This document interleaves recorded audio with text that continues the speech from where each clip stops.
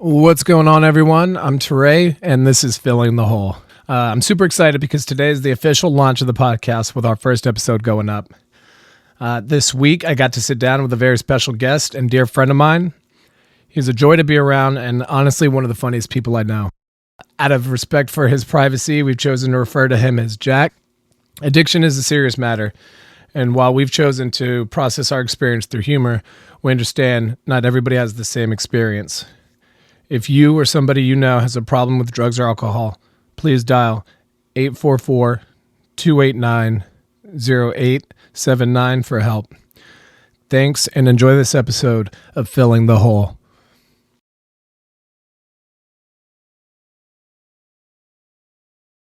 We're at Zucker's Bagel and Smokefish. But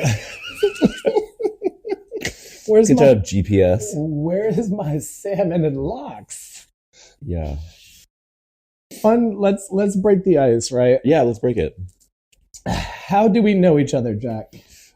We spent 7 weeks together Mhm. at a rehab treatment, which we're calling Exhale. Uh-huh. And we had never met. And even though we live in New York City, Yeah, we had not met each other before. which is wild because we have some mutual people in common that we, right? I think, I don't think it is that wild because I have been in this apartment. I had been in this apartment doing drugs for the last 4 years. I didn't meet that too many You didn't people. exit out. Not much. I was not meeting many people. But prior, I mean, how long have you been in New York? 17 years. So I moved to New York like 2011. We should have bumped into each other. I'm sure and I know somebody that you dated Yeah. who was a hot mess express Yeah. on the dance floor. That's just what people have called her. I'm sure we're sexually connected. You have it too? Never mind.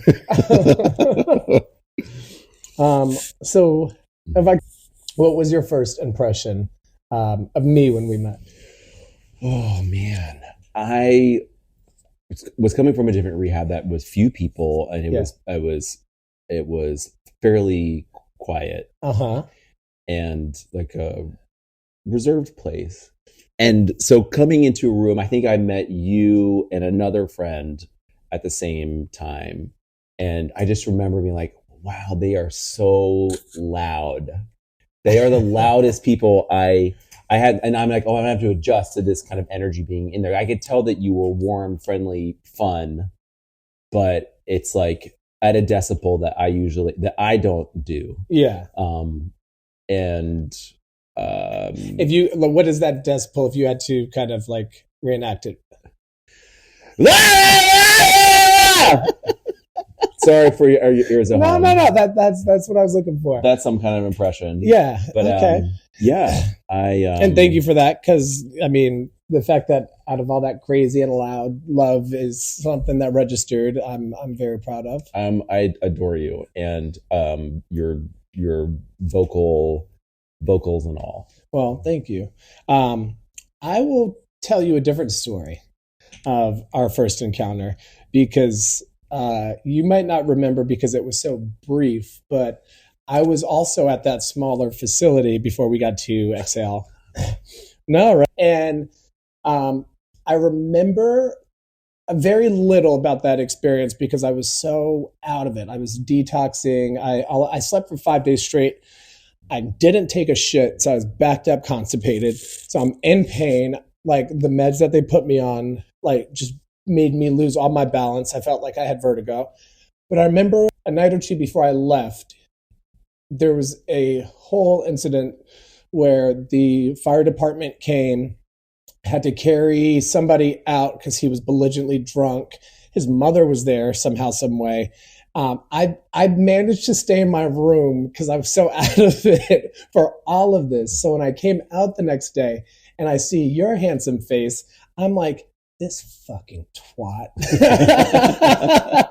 But lo and behold, it wasn't you that caused the ruckus. It was this other dude who did get carried away by the fire department, who never returned. He never returned. You just happened to come on the tail end, so I associated you as him. As him. It wasn't me. Yeah. But we did get to spend like a day or so together before I left, and I was like, wow, this guy is like very fucking sweet and nice and kind. And like, how could he come here and cause this crazy? But I didn't say anything because, I mean, what the fuck could I say? I was barely conscious. I could have dreamt the entire situation. And I my short-term memory is so bad. I just totally wiped out the fact that you were at that other place together. That's so embarrassing. But that is such a window into my mind. And I don't think that's from drugs. I think that is just my brain. It has been.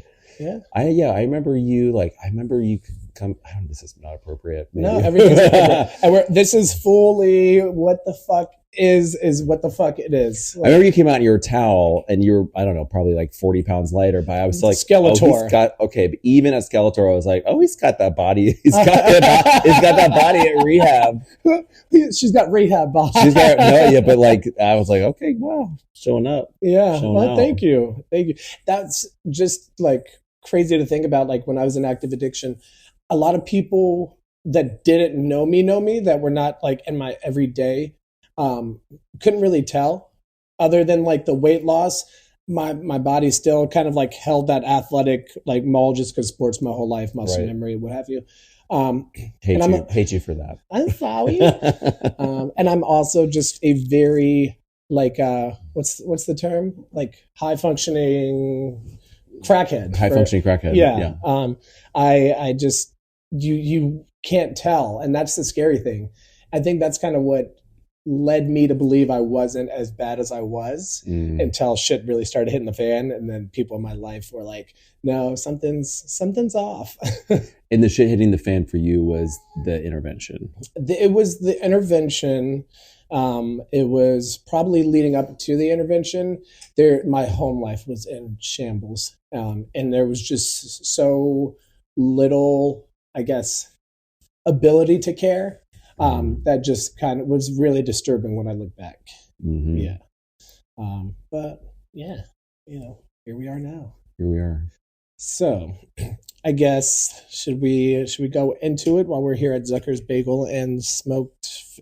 I shouldn't. All right, I'm going to edit that out because I don't want that to be a thing. Oh, like my location? Yeah. I don't care about that. You don't care that people know that you work at a bagel shop? I am the whitefish on your bagel. You are. Yeah. You are tilapia. Yeah. Yeah. So I guess, let's get into it. I guess the format of this is, did you listen to my little premise, my little trailer? I did. Yeah, I did. I mean, I said I did, but I actually did. I appreciate that. Yeah. Like one of those views is mine. Yes. Thank you. There was 3. So thank you. Okay. That's one of those me. Thank you. I guess the format that I'm going to really try to follow, I want it to be free, open forum.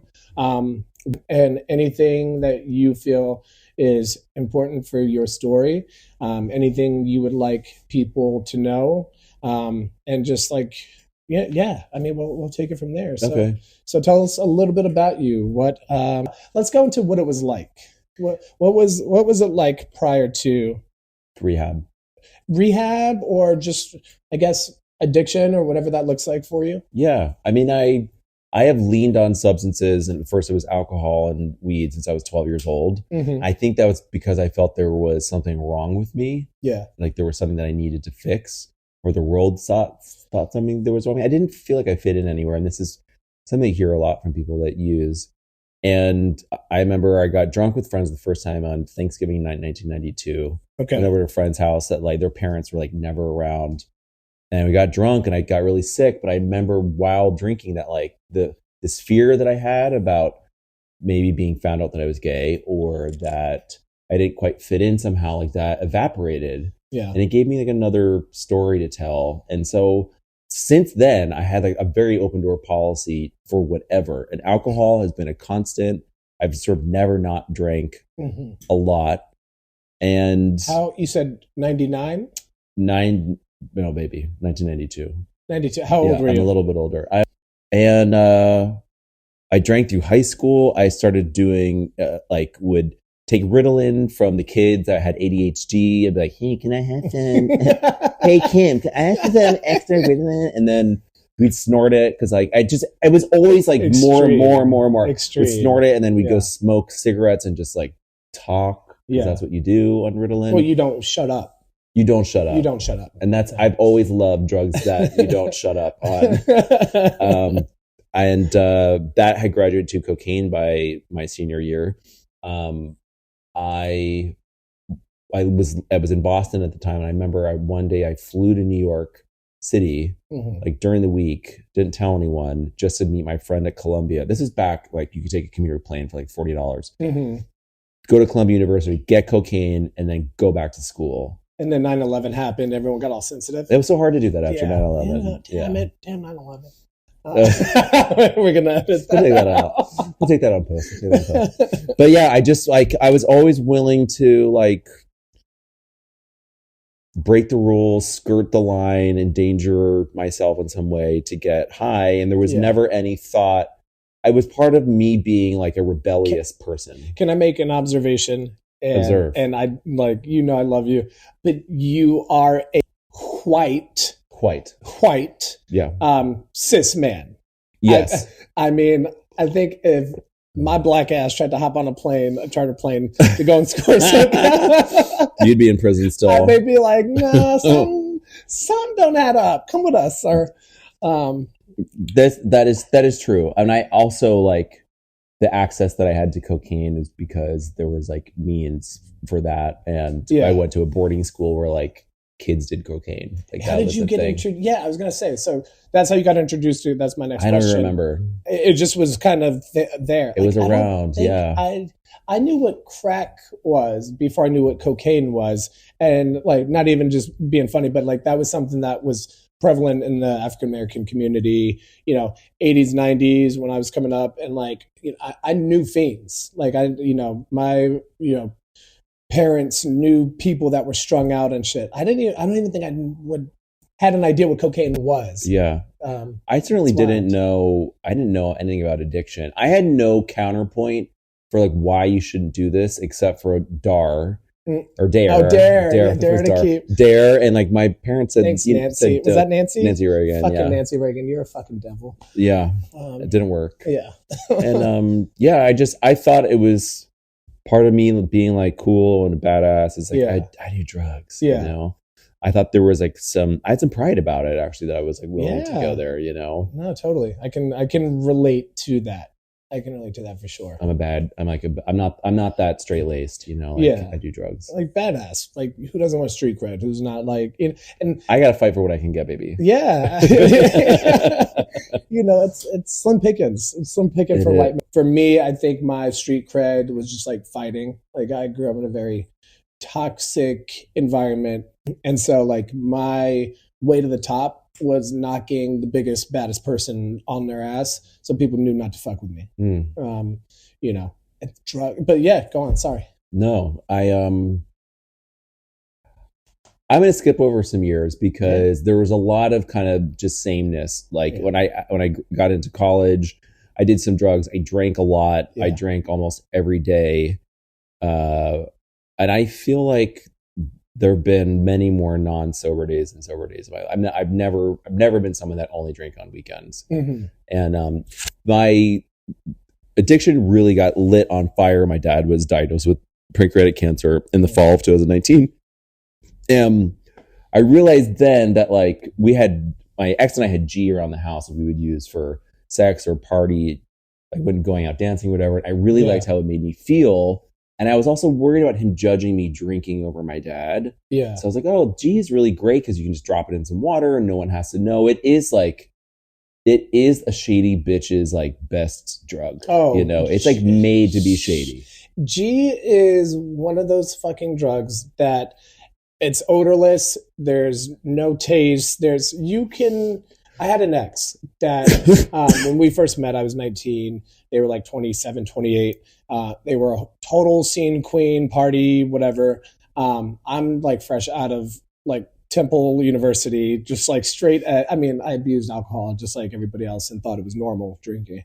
But this motherfucker would, like, would G himself out accidentally trying to sneak do it. And, like, my dumbass, I'm like, what the fuck is wrong with you? He's just, like, G'd out. Done. Flat, just done. Totally done.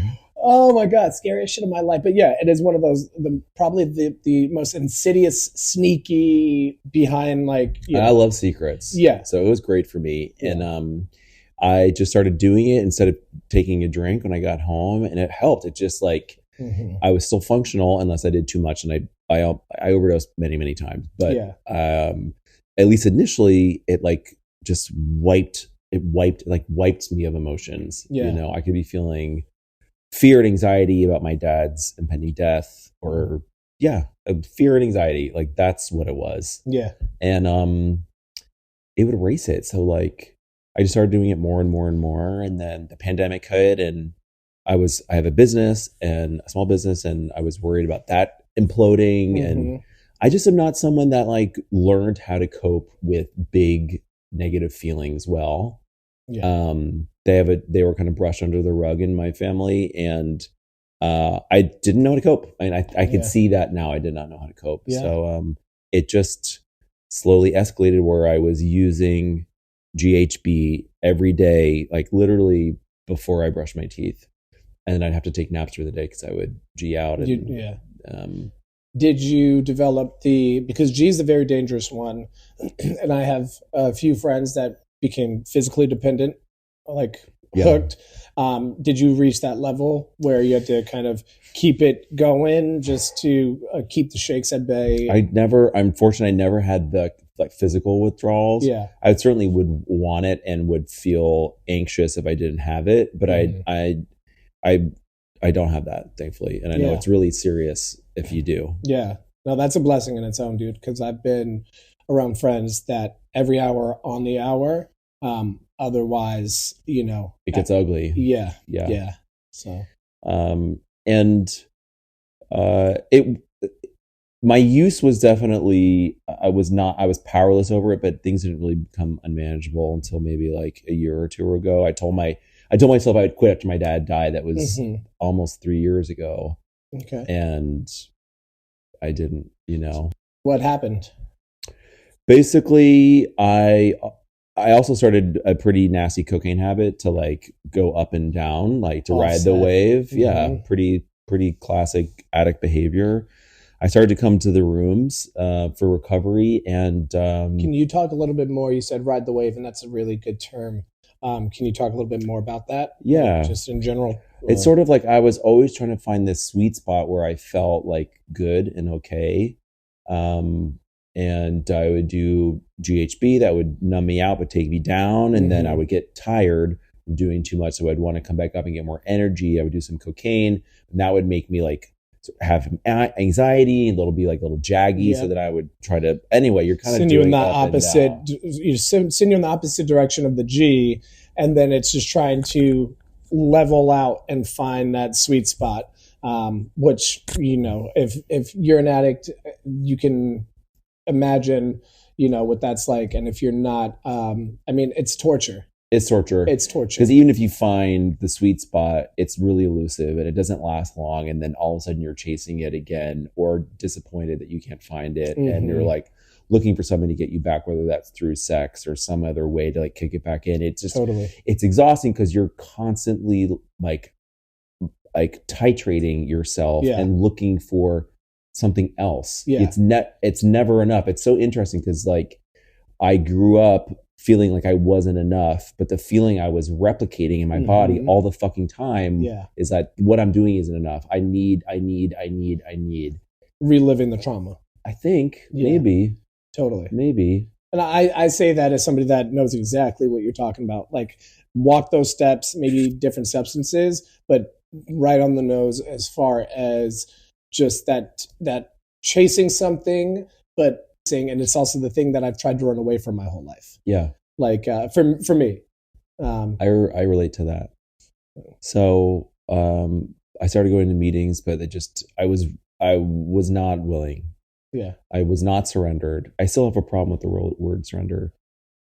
And I was relapsing all the time. I got maybe like 45 days, but I was also like snorting Xanax during that time. So maybe they probably don't count. I mean, talk to your sponsor. Talk to your sponsor. Keep coming back. So I really struggled. I left after a couple months, and I was like, I can drink. I'm just going to drink. And it took me maybe 4 months, and I was back at it. Yeah. And that was 2022. That was 2022. So we're at 19, 3 years later, 22. Yeah, in 22. And then that's middle of the fucking pandemic. Yeah, middle of the pandemic. I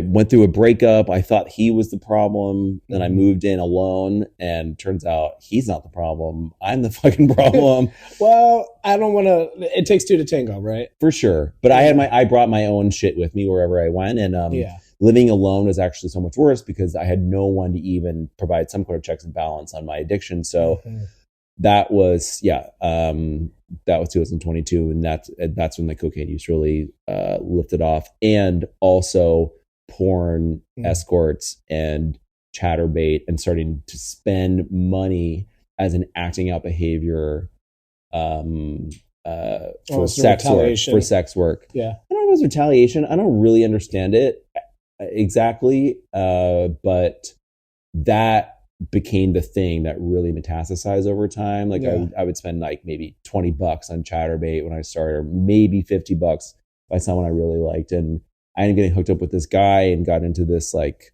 financial submission thing where I spent tens of thousands of dollars that I don't have. And that was really the thing that got me into treatment, because I like was out of money. Like I was out of money. I was stealing money from my business. I was racking up tons of debt in my credit card. And it was like, oh, like I am going to be in serious fucking trouble if I don't get ahead of this. So I kind of sped through the last like year and a half, but it's a progressive disease. And like, I did more drugs. I added more drugs. I did them more frequently. I did more volume of them. And then the behaviors of what I did while I was on them, those got worse too. What do you mean? Well, like I used to just, I don't even know what I used to do when I did on G. I kind of lived my life. Like I was with my ex and we would watch TV, but I would be on G like, hey, fuck you. You know, like I pulled a fast one on you. And then when I started living alone, I was lonely. And so I started using porn and chatterbait and escorts, and that behavior where I spent maybe a little bit of money at first became a lot of money and put me into debt. Okay. And that's the big thing that changed over the last like 8 months before I went to treatment. What's that? Just like the debt or racking up the debt? Or? The debt, yeah. Because the behaviors were there more or less. It was just the behaviors were there. Yeah. Like I was kind of doing the G the same amount. I was doing coke the same amount. Yeah. And then I realized I could get really high if I did this self-destructive sexual behavior. And that took my kind of arousal to the next level. Yeah. Yeah. And those things fuse. So eventually anytime I got what it felt like as soon as I got cocaine in particular, like I knew what I was going to do. Like the behavior that I was going to, how I was going to act when I was high was going into chatterbait, finding this guy, sending him a bunch of money, basically. Almost like Pavlok and the Bell. Yes, 100%. Exactly like that. Like I felt like I had no choice once I did cocaine. And I mean, if I can speak for me, that's literally what addiction is. It's the idea of it. And then from that idea, there's no turning it off. There's no turning back. You're like, I have to give into this thought, this impulse, this urge. I have to carry this through, you have to see it through, or it's life or death. Like for me, my feelings would be so big that the idea of like stopping here and now, death was an easier thing to like conceptualize. Yeah, I don't think about. For me, the way I experience it is that it's not.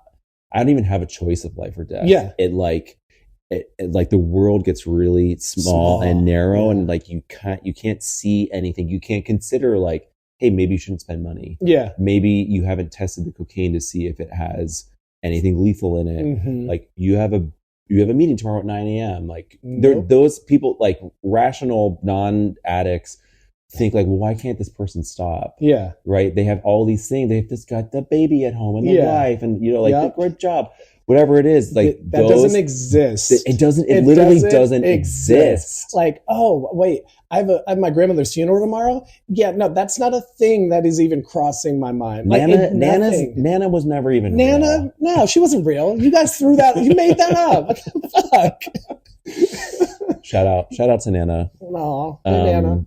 Hi, Nana. So yeah, that's what it feels like. And I think the thing that's interesting is that, okay, so what's changed for us now? We're out of rehab. Yeah. If we had no choice at all, why do we have choice now? Mm-hmm. I mean, for me, something big that you touched on was I had no fucking concept of consequences.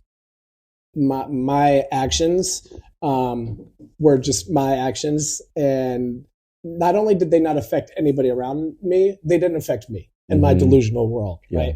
Like, I have lived such a savvy life. I've always been able to end up on top somehow, some way, even if it's a shit pile. Like, I'm on top of that shit pile.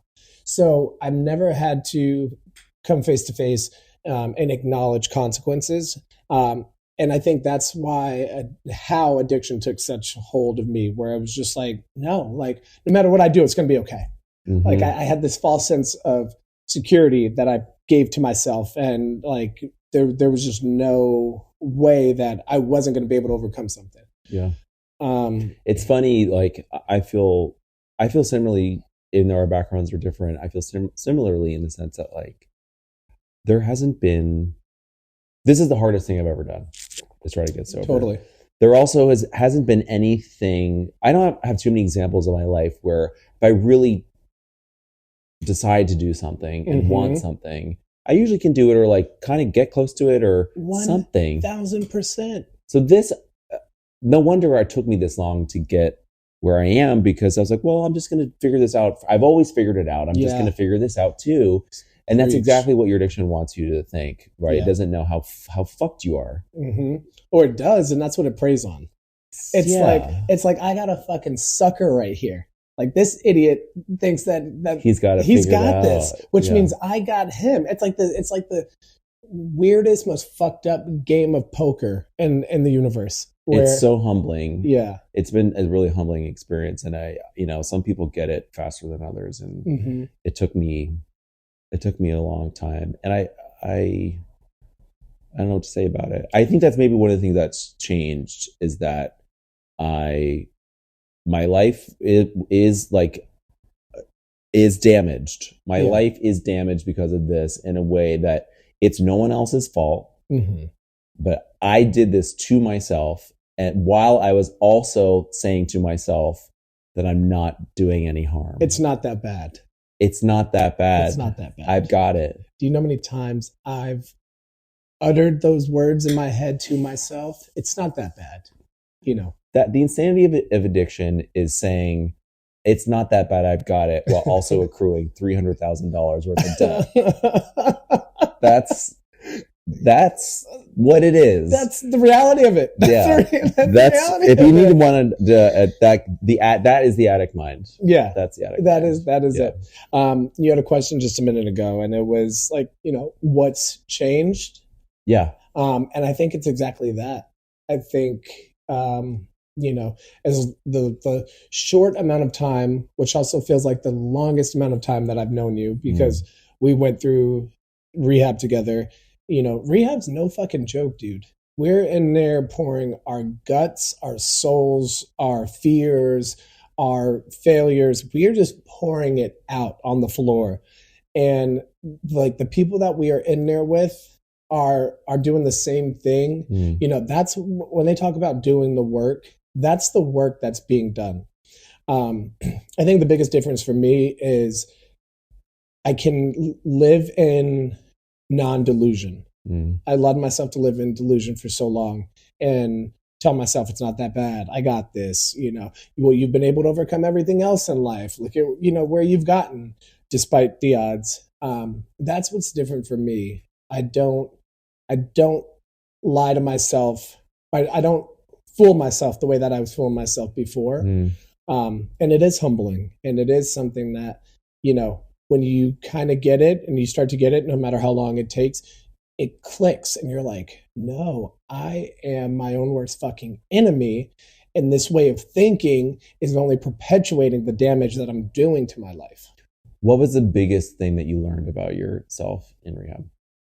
That I'm loud. No.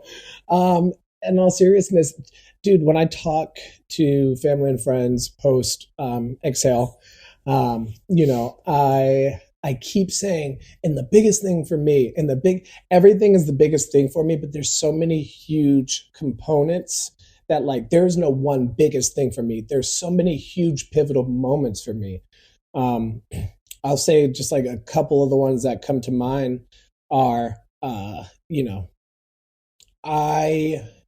I've been volatilely reactive my entire life.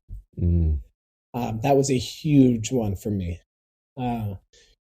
Growing up, having to be the biggest, the baddest, the loudest, trying to control everything around me, whether that was people's opinions of me or, what choices I had in front of me. It's all an illusion, right? It's all an illusion. And people are going to think, people are going to do, people are going to say, and that's their choice. I've always been living to prove people wrong. I've always been living to shut somebody the fuck up if they thought that they were going to try me or challenge me or what have you. And I didn't realize I was playing their game. So that's what I mean when I've been in a volatile reactive state. I've been living for the words or opinions of others and then reacting. Oh, well, I'm going to show them I'm not that. I'm going to show them I am that. And I'm even fucking 10 times bigger, or I'm even 10 times more serious about this than they even thought. I've never been able to just sit back and just say, well, that's a thought or idea that that person has, and I'm just going to leave it at that. I've always had to react bigger, faster, harder, stronger. And I had a very, very special counselor when we were in treatment, who to this day I credit with having one of the biggest pivotal moments for me, where I was in her office and I was talking about one of our CMs who's a complete shitbag. For those of you that don't know, CM is what, community mentor? Some shit? Yeah. They're the people that kind of look after us on campus. Yeah. And we had some really dope ones. But you know exactly who I'm talking about. I do. We had this one who just lived to make other people uncomfortable, miserable if he had the opportunity. And, he had just thrown some slander that was so very his speed, but just so nothing to do with me. And it got back. And so she's like, hey, I just wanted to talk to you. My counselor was like, hey, I want to talk to you about this. And I was like, what are you talking about? Like, I was like, we're not serious here. This is not what we're talking about. I'm trying to like sort through the piles and piles of trauma. And this idiot is saying that I'm doing X, Y, and Z on campus. And just really just focused on me for no reason. Right. And so I'm like, is this bullshit going to affect me negatively? She's like, affect you negatively? How? And I'm just like, don't play coy with me. Don't you therapize me right now. Don't you do your job at me. I'm just like, is this going to affect me negatively? You know what I'm talking about. You know what he's after, and it's just to fuck with me for whatever reason. So she keeps asking me the same question: how is he going to affect you negatively? And it got to the point where like this went on for like 5 minutes of just this loop, and I go, you know what? Fuck this. Because when I get to campus and I rip his fucking head off and I'm the angry black guy again, you know what? Then you guys fucking won. You got it. You got me. And I walk out of her office, and I'll never forget this. she walks out after me, and I'd never like sworn at her towards her. Like she had my respect, and like this day I just like I had it. And she like chases after me out in the hallway, and she just like yells at me from down the hall and goes, "What is wrong with you?" And like I turn around to just, I don't even know what my rebuttal was going to be at this point, but I knew I was like at a fucking 9. I was like fuming. And she goes, "You have so much fucking power and you give it away freely." Mm. Oof. Bitch. Dude, I like, I still, like, I have chills because I just picture this moment. I stop dead in my tracks and I just look at her, and my eyes swell up and my face is red, and I just like start, like 2 tears just fall off my face. And I just stopped and froze, and I said, "You're right." I said, "You're absolutely right." And that was a moment for me that really, things started to click and things started to make sense. I never, what she said in those words is so beyond what she said in those words, right? Yeah. What she said in those words were, you know, you're holding it. You're holding the fucking torch to light your way, but you're so busy checking and what everybody else thinks or says or does. Like you're your own biggest enemy. I mean, she said so many things in that small bit of phrasing. That moment is like in the movie version of your life. Like that's the clip that they play before they give her like the best supporting actor award. Very, you know what I mean? very, very that. Very, very that. And then like I started walking towards her, and like I literally just grabbed her and hugged her, and I said thank you, and I went back to one of the meetings, but it was like own, and so that's the tattoo that I'm gonna get right here, that's being drawn up, but it's gonna say "Own your power."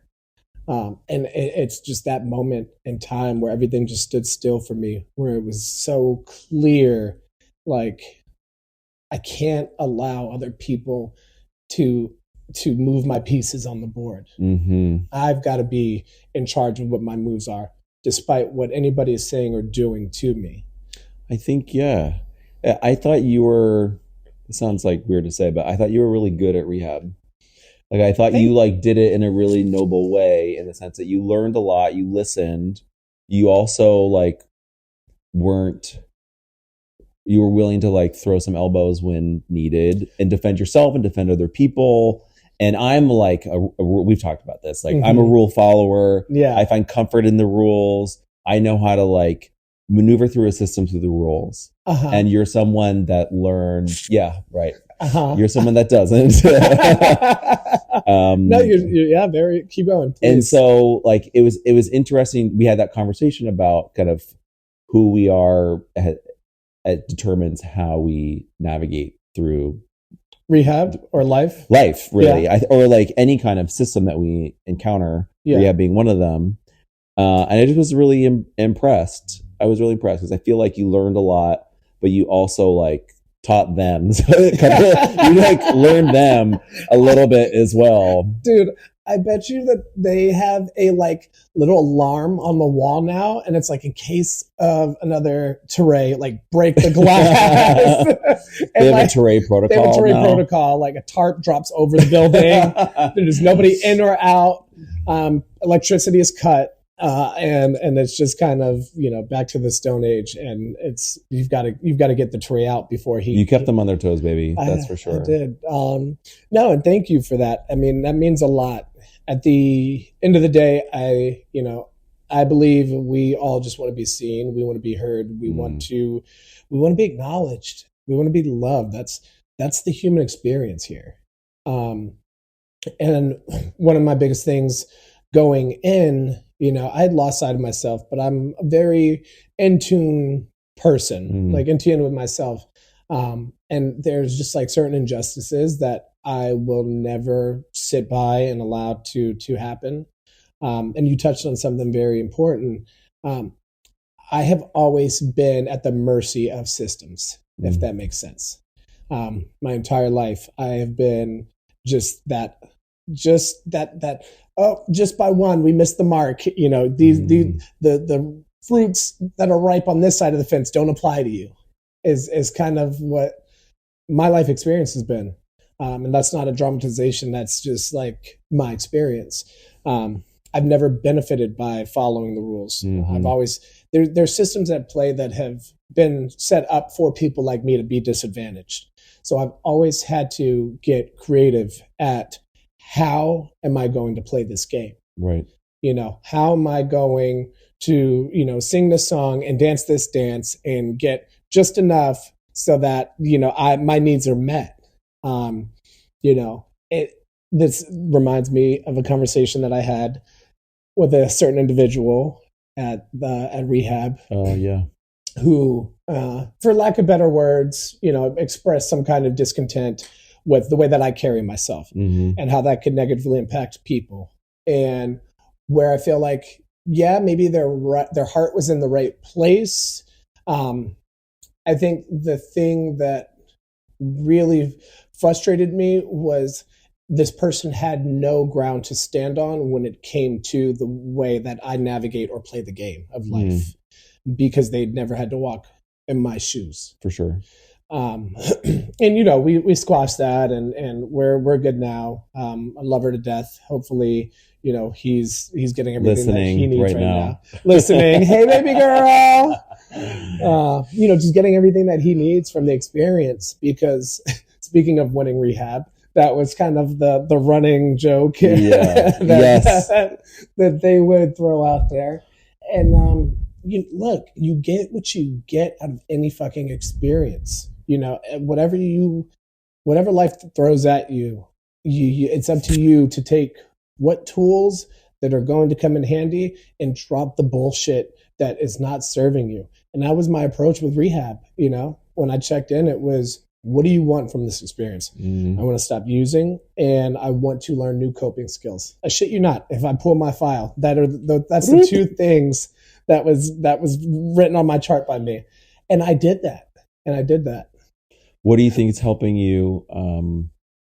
What's helping you stay sober now that you're back in New York with all the temptations and people, places, and things? Well, that's it, right? Like, I don't have any fucking control over people, places, or things. I have control over me, and I barely have that sometimes. You know, I barely have that, dude. It's like this world is fucking big and bad and scary. You know, but it doesn't have to be. Just hone in on yourself. I was blinded to my blessings. Like, excuse me. I was so blinded to the amazing people I have in my life. I was so blinded to. I allowed myself to live in just whatever bullshit I was living in. It's hard to say, but like, it was a reality that I was convincing myself was true that wasn't true. Yeah. So yeah, I'm just really in tune with, I do my daily gratitude, I do my meditation, I hop on a meeting. There's nothing like hearing somebody else's story that just can really paint a picture for you when you're living in, I guess, just some sorrowful, sad tale that you're trying to fucking convince yourself. Yeah, I feel the same. I kind of just pull, whether the story is close to my own or not, I always feel better after a meeting. And sometimes I feel so inspired. Yeah. But at the very least, I'm going to feel better. And I got pulled out of myself for a little while just because I think there's magic, and this is similar to rehab. Like, there's so much magic in a group of people, essentially strangers, but maybe friends because of the rooms, being super vulnerable. There's just like an intensity to that pulls you out of wherever you're going, because it's like, what are people going to say? How are they going to say it? And part of it is like a little bit of a show, but I think that everyone is there to get better, and they want to, like, someone, not me, described it as like mining your soul. You know, they're like digging it up.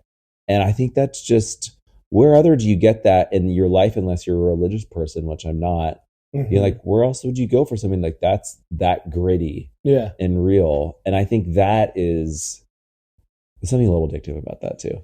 For sure. But I mean, it's the good kind of addiction. The good kind. It's the good kind. No, you're like hammer, nail, head.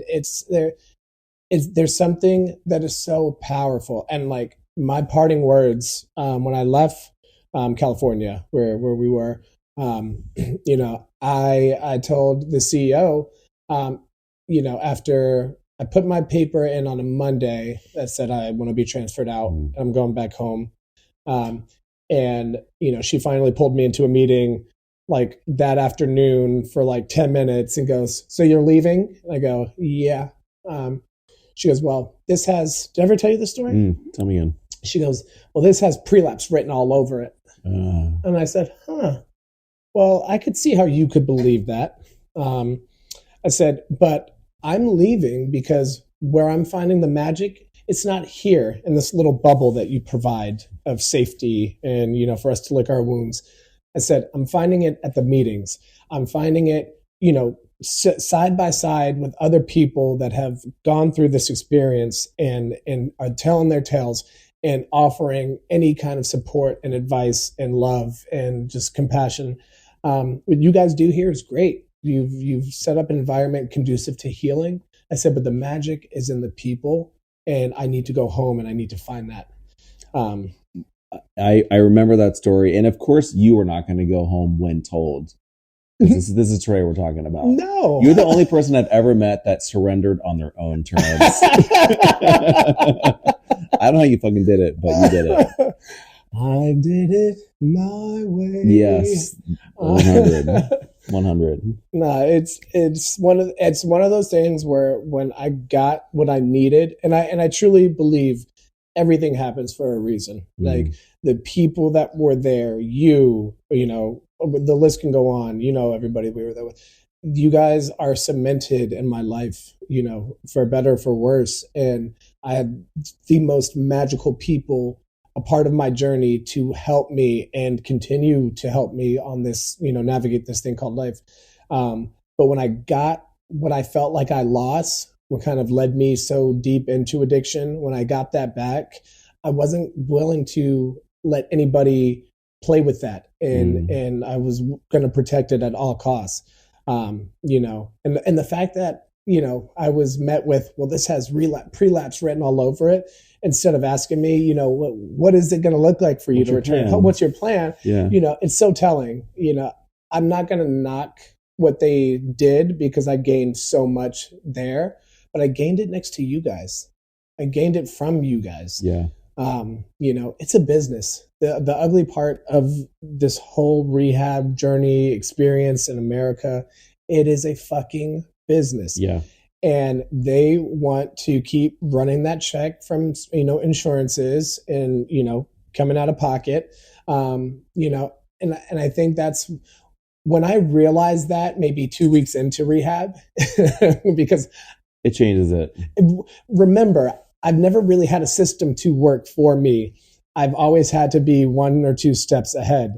So I saw the writing on the wall very early, but that didn't make me say, well, fuck this experience. I said, no, I've got to gain what I can from this experience and not be on the tail end, you know, holding a fucking hanky with, you know, tied to a stick, not knowing what the fuck is next for me. Yeah.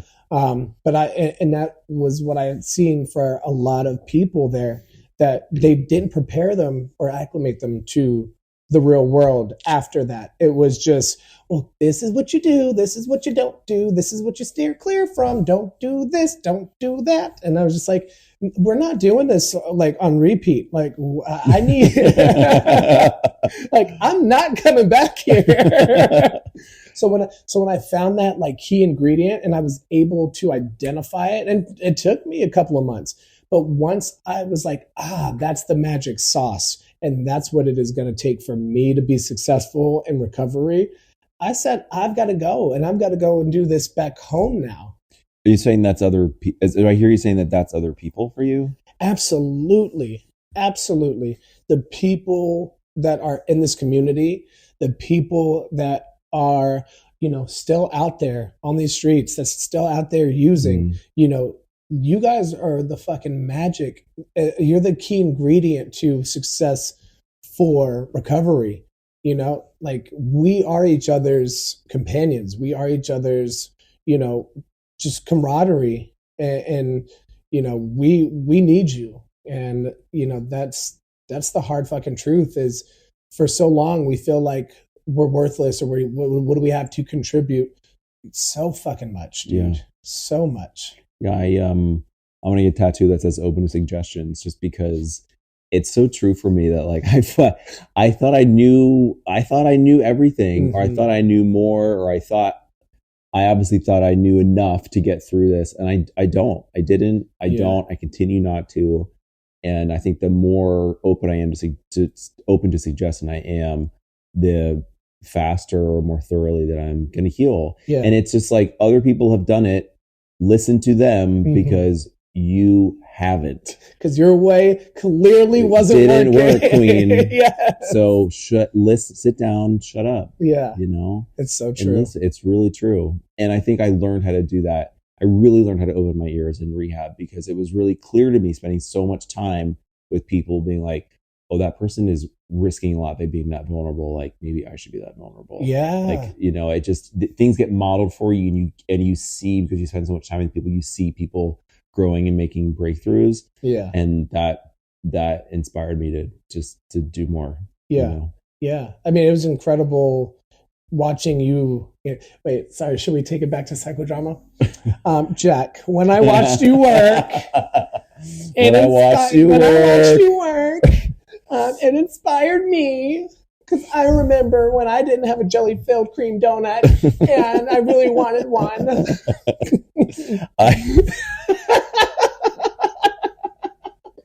Oh my God. Oh my gosh. I'm so happy I went to rehab. I'm so grateful for 12-step programs. I'm so grateful to know you, to be your friend. And so mutual, dude. I'm so glad that I have people that I love that are on this journey with me, and it just like it makes such a huge difference that like I've got people I can walk through this shit with, because guess what? Like I don't get to escape my life anymore. No. I have to deal with it. I have support. Yeah. And you have accountability. There's people that are onto you.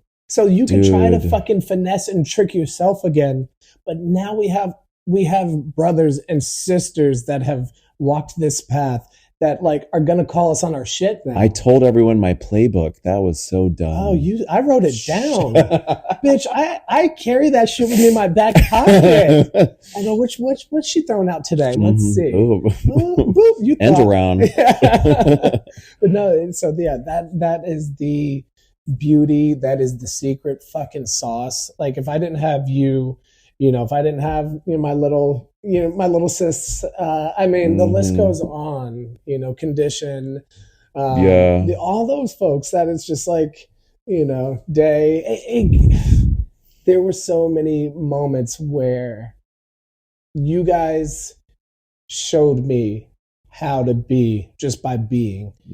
And if I gave a quarter of what I got from the rest of you, like, my heart is even more full because I was able to pay it forward. You did. Thank you. You really did. You were a huge part of my experience there. What is it like now for you post rehab? Post rehab. I had a slip last week, so I'm on day 9. So that really threw me. It's Congrats, like, baby. Day 9. That's some time. Listen, what I would say is that 9 days in New York City is like worth 20 days in rehab. Exhale. Yes, at Exhale. But I feel good. I don't want to go back out. Yeah. I feel solid in my program. I've got a sponsor that I love. I have meetings people that I'm connected to. Mm-hmm. I have a group of people looking out for me that I can rely on. And now I mean that's exactly the kind of shit that like I would relapse and not tell people, and then I could just kind of slip through. Yeah. And now I can't do that. And I'm so lucky because I have people looking out for me. Mm-hmm. And I want this. I want this. You deserve it. Thank you. You deserve it so much, Papa. Thank you. So do you. Yeah. Any, I mean, that was beautiful. Any key takeaways, anything for somebody that may still be out there and the path is foggy and cloudy, and they're just not sure what steps to take. Oof, man, I've Not to been put you on there. the spot. No, Yeah. I've so been there, and I so relate to this feeling of like being in a prison of your own making, and that you don't know how to stop. Mhm. I just would say, like, I don't know, try a meeting, listen to a meeting online. Mhm. If you know someone that's in a program, talk to them about it. Just there is a way out, even though it seems like it's impossible and you can't do it, or even if you feel like you're unwilling to do it. Just give yourself, if you've got this moment of like, maybe I have a problem, listen to that voice, that small voice inside you, and give it the compassion and the credit that it deserves, because it's trying to save your life. That's beautiful. That's beautiful. Well, thank you so much, Jack. I love you. I love you so fucking much. Jack. I love you too. Just Thank you. I love you too.